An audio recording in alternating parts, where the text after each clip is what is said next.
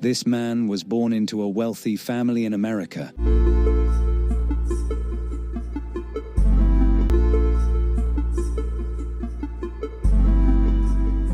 ከዚህ በፊት ስለ ጀርመናዊትና እንግሊዛዊት ሴቶች ከማሳይ ወንዶች ጋር የነበራቸውን የትዳር ሕይወት ማቅረባችን ይታወሳል። ዛሬ ደግሞ ተራው የወንድ ሆኗል። ይህ ብራያን አሽ የተባለ በሀብት የናጠጡ ቤተሰቦች ያሉት አሜሪካዊ እቺን የማሳይ ሴት ወዶ ሕይወቱን በዚች የገጠር መንደር ካደረገ ዘመናት አልፈውታል።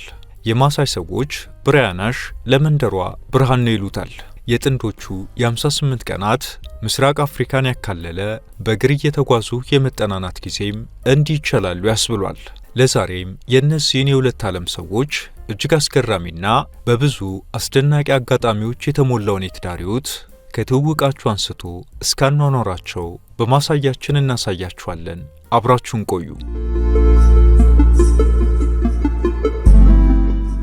እነዚህ ጥንዶች በሀብትና በቴክኖሎጂ ከበለጸገችው አሜሪካ እስከ ምስራቅ አፍሪካ ገጠራማ የዘላን መንደሮች የዘለቀ ታሪክ አላቸው። እነዚህ ሁለት ፍጹም ተቃራኒ ዓለማት ሰዎች በአንድ ንጹሕ የፍቅር መስመር ይገናኛሉ ብሎ ማንም ባይገምትም ብራያን አሽና ሴሊና ኬይ በመካከላቸው የነበረውን የባህል የቋንቋና የኑሮ ልዩነት ገደብ ጥሰው ተጣምረዋል።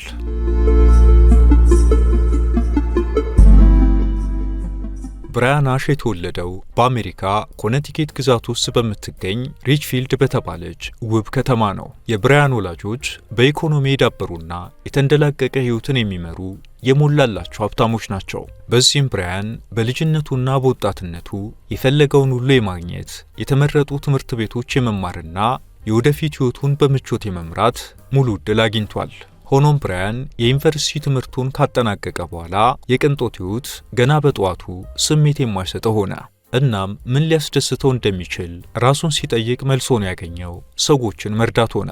እናም ይህ ሰዎችን ለመርዳት የጀመረው ጉዞ ነበር ከዛሬዋ ባለቤቱ ሴሊና ጋር አጋጣሚውን ያገናኘው። ብራያን መረጃዎችን ሰበሰበ።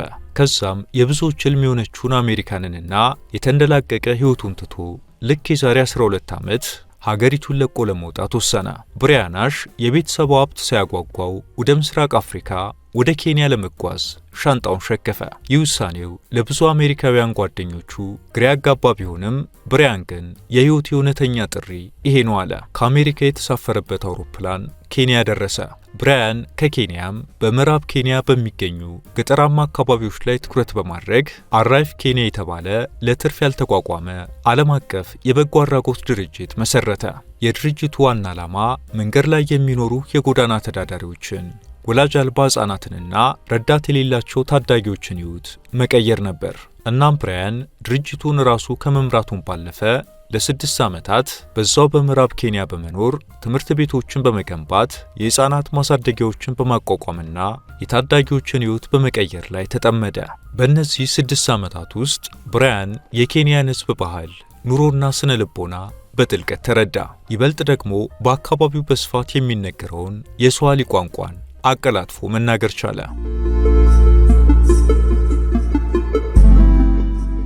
በሌላኛዋ የኬንያ ሞሶቾ በተባለች ገጠራማ የማሳይ መንደር ውስጥ አንድ ብሎ የብራያንና የሴሊና ታሪክ ይጀምራል። ሴሊና የተወለደችው ፍጹም ባህላዊ በሆነ ከቦታ ቦታ እየተዘዋወረ ከብት በማርባት በሚተዳደረው የማሳይ ዘላን ማህበረሰብ ውስጥ ነው። በማሳይ ማህበረሰብ ውስጥ የወንዶች ድርሻ ከብት ማሰማራትና መንደሩን መጠበቅ ሲሆን የሴቶች ድርሻ ደግሞ ውሃ መቅዳት፣ የማገዶ እንጨት መልቀም፣ ቤት መስራትና ልጆችን ማሳደግ ነው። እናም እነዚህ ሁለት ሰዎች እንዲገናኙ ምክንያት የሆነችውና በአሁኑ ጊዜ በሕይወት የሌለችው ሱዛን የተባለች የሴሊና የልብ ጓደኛዋ ነበረች።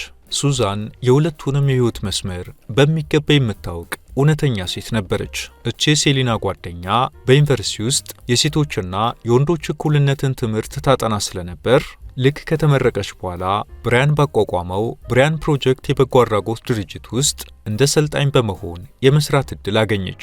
በዚያን ጊዜ ሱዛን የብራያንን ቅንነት፣ ለሰዎች ያለውን ክብርን በቅርበት ተመለከተች። የልምምድ ጊዜዋን ጨርሳ ወደ መንደሯ ስትመለስ ከሴሊና ጋር የአንድ አካባቢ ልጆች በመሆናቸው አብረው ያለ ዕድሜ ጋብቻን ለመግታት በሚሰራ ፕሮጀክት ውስጥ መስራት ጀመሩ።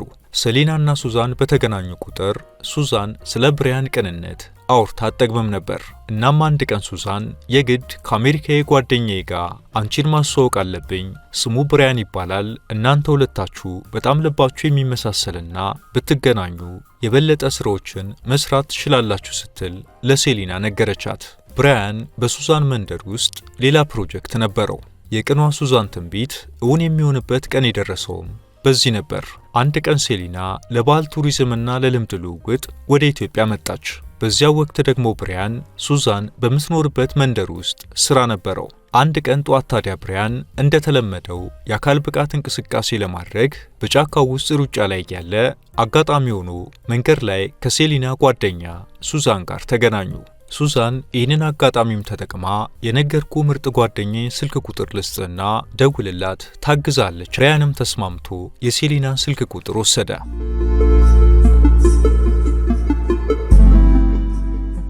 ሴሊና ለባህል ልውውጥ ኢትዮጵያ እያለች ከማታውቀው ስልክ ቁጥር መልእክት ደረሳት። መልእክቱ የተጻፈው ሙሉ በሙሉ በስዋሂሊ ቋንቋ ነበር። በኋላ ብራያን ስዋሂሊን አቀላጥፎ እንደሚናገር ስታውቅ ሴሊና በጣም ተገረመች። በሁለቱ መካከል በጽሑፍ መልእክት የመነጋገር ልምድ አንድ ብሎ ተጀመረ። በየቀኑ ስለ ሥራ፣ ስለ ባህልና ስለ ሕይወት መልእክቶችን መለወጣቸውን ቀጠሉ። ብራያን በየዓመቱ ወደ አሜሪካ በመሄድ ለድርጅቱ ገንዘብ የማሰባሰብና ቤተሰቦቹን የመጠየቅ ልማድ ነበረው። ሴሊናን በአካል ሳያገኛት የስልክ ግንኙነታቸው እንደቀጠለ አሁንም ብራያን ወደ አሜሪካ ተጓዘ። ከምትጽፍለት ቁም ነገሮች የሚስተዋለው ቅንነቷና ሰዎችን ለመርዳት የተዘጋጀው ሕይወቷ ዕለት በዕለት ትኩረቱን ይስበው ጀመር።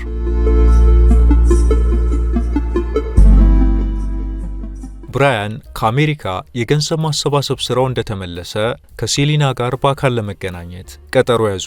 በተገናኙበት ዕለትም ሴሊናን ልዩ ሰው ሆና አገኛት። ብራያን ከዛ በኋላ ከሴሊና ጋር መሆን እንደሚፈልገው ሁሉ እሷም ጋር ስሜቱ ነበር። በመካከላቸው የነበረው ግንኙነት በጣም ፈጣንና እውነተኛ ከመሆኑ የተነሳ ታሪካቸውን ሙሉ በሙሉ የሚቀይር አንድ ትልቅ ውሳኔ ወሰኑ።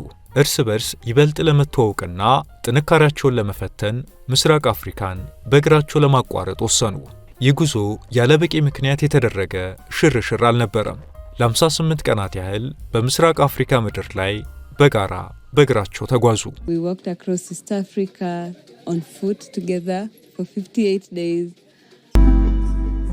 በጉዟቸው ላይ ያጋጠሟቸውን መንደሮች፣ ባህሎችና ሕዝቦች በሙሉ አብረው አዩ።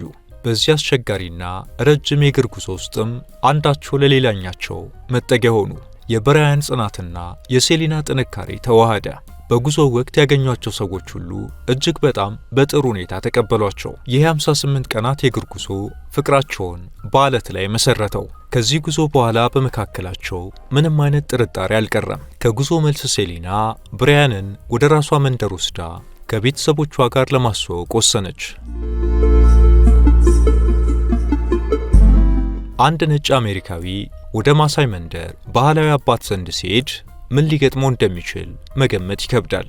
ብራያን የሴሊናን አባት ለመጀመሪያ ጊዜ ያገኘበትን ቀን መቼም ቢሆን ሕይወቱን ሙሉ እንደማይረሳው ይገልጻል። ብራያን ወደ ሴሊና አባት ፊት ሲቀርብ አዛውንቱ አባት ምንም አልተናገሩም ነበር። ይልቁኑ አንድ ባህላዊ የማሳይ ብርድ ልብስ አነሱና ብራያን ራስ ላይ አለበሱት። ብራያንን ሙሉ በሙሉ በብርድ ልብሱ ከሸፈኑት በኋላ ልክ በጆሮው ሚስጥር ሊነግሩት የደረሱ ያህል ወደፊቱ በጣም ተጠጉ። ብራያን የሆነ የሚነግሩት ታላቅ ሚስጥር ያለ መስሎት በትዕግስት ይጠባበቅ ጀመር። ነገር ግን በድንገት አባትየው ፊታቸውን አቅርበው በብራያን ፊት ላይ ቀጥታ ወደ ዓይንና አፍንጫው ምራቃቸውን ይተፉበት ጀመር። ከአንድም 2-3 ጊዜ ፊቱ ላይ ምራቃቸውን ተፉበት። ብራያን በዚህ ጊዜ በድንጋጤ ክዋለ።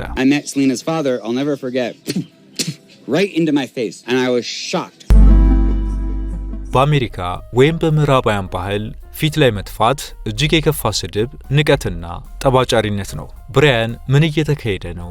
ምን አጠፋው ብሎ ክዋለ። ነገር ግን የሴሊናን ፊት ሲመለከት እሷ እየሳቀች ነበር።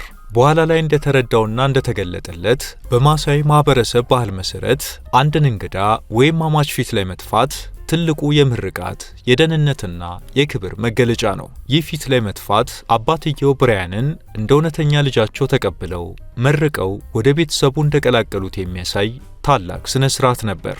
ይህንን የባህል ልዩነት ከተረዳ በኋላ ብራያን ባህሉን በደስታ ተቀበለው።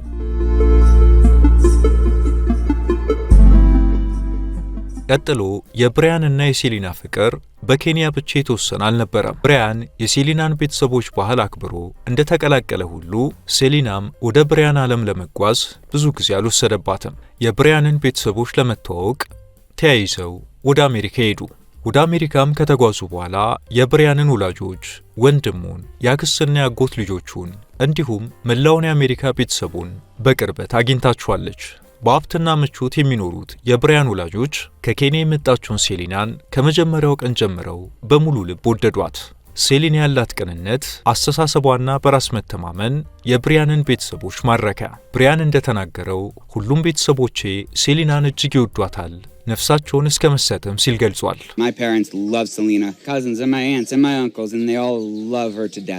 ከዛ በኋላ ሴሊና ለ3 ጊዜ ያህል ወደ አሜሪካ በመጓዝ ቤተሰቦቹን ጠይቋቸዋል። እናም ብራያንና ሴሊና ጋብቻቸውን ፈጽመው አብሮ መኖር ጀመሩ። የጥንዶቹ የፍቅር ታሪክ ወደ አዲስ የተግባር ምዕራፍ የተሸጋገረው በታህሳስ 2019 ነበር።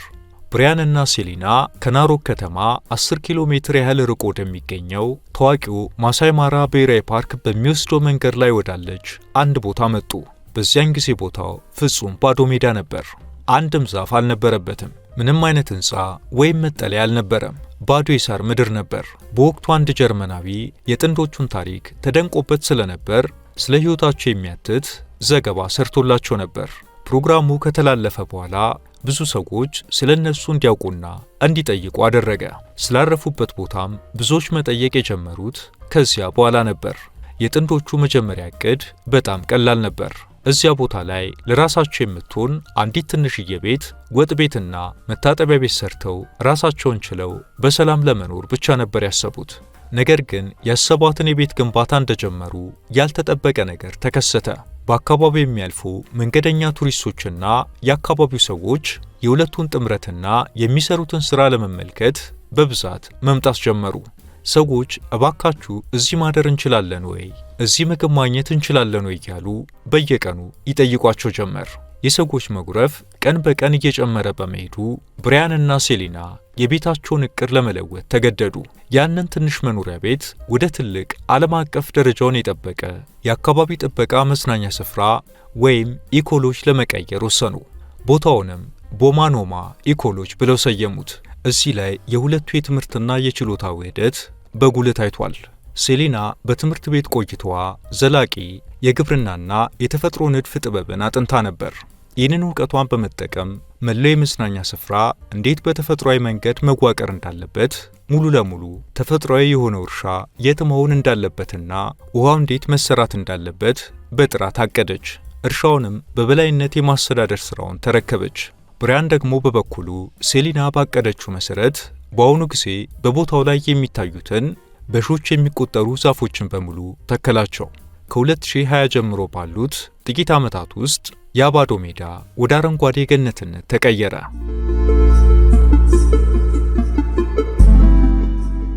ሙሉ ግንባታውም ባህላዊ ግንባታ ጥበቦችን የተከተለ መሆኑ ልዩና ሳቢ ያደረገው።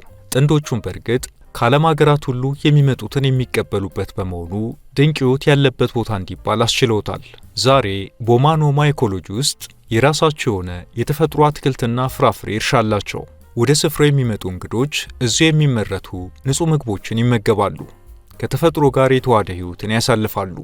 ቦታው ለብዙ የሀገር ውስጥና የውጭ ሀገር ጎብኚዎች ተመራጭ ስፍራ ሆኗል። በእርግጥ ብዙ ሰዎች በመጀመሪያው የግንኙነታቸው ምዕራፍ ላይ የብራያንና የሴሊናን ታሪክ ሲሰሙ ፈጽሞ የማይቻል ነገር ነው፣ ባህላቸውና አስተዳደጋቸው ይለያያል፣ አይዘልቁም ብለው ያስቡ ነበር። ነገር ግን ጥንዶቹ ሁሉንም መሰናክሎች በትዕግስት በፍቅርና በጠንካራ ሥራ አሸነፉ። ብራያን ስለ ጥምረታቸው ሲናገር፣ አዎ በኬንያዊቷ ፍቅር ወድቄያለሁ፣ እሷም ለመንደሩ ጸጉረ ልውጥ የሆነውን ነጭ ሰው አግብታለች። ግን ጉዳዩ የገንዘብ ጥቅም ወይም ሌላ ተመሳሳይ ነገር አይደለም፣ ሁሉም ነገር ፍቅርና የልብ ትስስር ነው ሲል ይናገራል። አሁን ብራያንና ሴሊና እጅግ የተከበሩ በኢኮኖሚያቸው የበለጸጉና የተሳካላቸው ጥንዶች ሆነዋል። ከሁሉም በላይ ደግሞ ፍቅራቸውን ይበልጥ ያደመቀች የሁለቱን ዓለም አብራ የገመደች ውብ ሴት ልጅ ወልደው በማሳደግ ላይ ይገኛሉ። ይህች ሕፃን ልጅ የአሜሪካን የምቾትና የእውቀት ዓለምን እንዲሁም የማሳይን ጥልቅና ጽኑ ባህል በአንድነት ወርሳ የምታድግ የወደፊት ተስፋ ነች ይሏታል።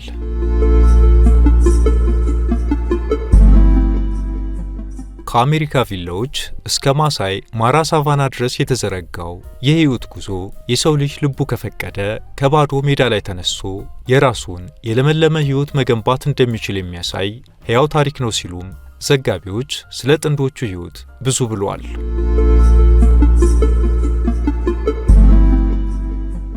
በነገራችን ላይ የማሳይ ማህበረሰብ በታንዛኒያና በኬንያ የሚገኙ ሲሆን ከሁለቱም ሀገራት የሚዛመዱና ሰርግ የሚጠራሩም አሉበት። በማሳይ ባህል ውስጥ ለአንዲት ሴት ልጅ ትምህርት ቤት መሄድ የሚባል ነገር በህልምም የሚታሰብ አይደለም። በማሳይ ማህበረሰብ የሴት ልጅ የመጨረሻ ግብ ገና ለአቅመ ሔዋን ሳትደርስ ተገርዛ በዕድሜ ትልቅ ለሆነ ወንድ መዳር ነው። ሴሊናም ብትሆን የዚህ ባህል ሰለባ ለመሆን ጥቂት ጊዜ ብቻ የቀራት ነበረች። ገና በልጅነቷ በማህበረሰቡ ሽማግሌዎችና በቤተሰቧ ውሳኔ ለአንድ ወንድ በጋብቻ ታጨች። ነገር ግን ለባል መታጨቷ ወደ ጋብቻ ከመቀየሩ በፊት ሌላ አጋጣሚ ተፈጠረ። ሴሊና በልጅነት ዕድሜዋ ላይ ያለች አንድ ዓለም አቀፍ ግብረሰናይ ድርጅት በመንደራቸው ውስጥ የመጀመሪያውን የአንደኛ ደረጃ ትምህርት ቤት ለመገንባት ወሰነ። ይህ ትምህርት ቤት በአጭር ጊዜ ውስጥ ተጠናቆ ለሴሊና ሕይወት ወርቃማ መንገድ ሆነ። የድርጅቱ ሰራተኞች ማህበረሰቡንና የአካባቢውን አባቶች ሴት ልጆቻቸውን ወደ ትምህርት ቤት እንዲልኩ ለማሳመን ከፍተኛ ጥረት አደረጉ። የሴሊና አባትም ሐሳቡን ተቀብለውት የልጃቸውን የጋብቻ ሂደት ሰርዘው ሴሊናን ትምህርት ቤት ለመላክ ተስማሙ። እዚህ ጋር ነበር ሴሊና ከሷ በፊት ከነበሩት አብዛኞቹ የማሳይ ታዳጊዎች ዕጣ ፈንታ በተለየ መንገድ የህይወት ጉዞ የጀመረው።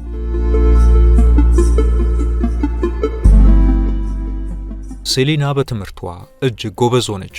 መጀመሪያ ላይ የምታውቀው ብቸኛ ቋንቋ የአፍ መፍቻዋን የማሳይ ቋንቋ ብቻ ነበር። በትምህርት ቤት ቆይታዋ ግን ብሔራዊ ቋንቋውን ስዋሂሊንና ዓለም አቀፉን የእንግሊዝኛ ቋንቋን በጥራት ተማረች። በዚህም ሴሊና የኮሌጅ ትምህርቷን ከጨረሰች በኋላ በማሳይ ማህበረሰብ ውስጥ ያሉ ሌሎች ልጃገረዶች እንደሷ ዕድል እንዲያገኙና ያለዕድሜ ጋብቻን፣ የሴቶች ግርዛትንና ያልተፈለገ እርግዝናን ለማስቀረት በሚሰሩ የውስጥ ፕሮጀክቶች ላይ በንቃት መሳተፍ ጀመረች። ሴሊና ጠንካራ የሴቶች መብት ተሟጋች፣ የማህበረሰቡን ጎጂ ልማዶች ለማስቀረት ደከመኝ ሰለቸኝ ሳትል የምትሰራ በራሱ የምትተማመን ወጣት ሆነች።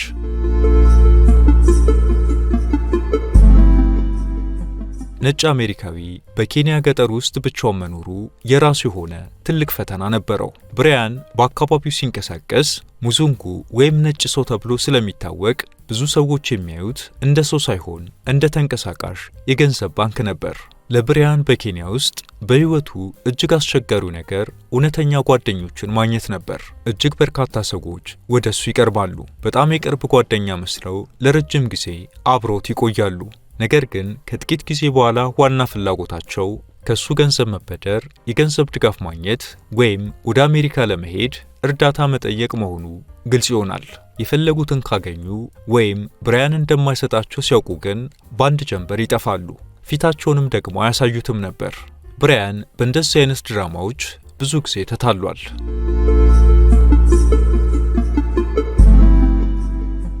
አብራችሁን ስለቆያችሁ እናመሰግናለን። ላይክ እና ሰብስክራይብ በማድረግ እንዲሁም የተሰማችሁን ኮሜንት ላይ በማስፈር አጋርነታችሁን እየጠየቀን በዚህ ጉዳይ ላይ ቢሰራ የምትሉት ቢኖር ሁሌም ዝግጁ ነን። የዛሬውን አበቃን። በያላችሁበት ሰላም።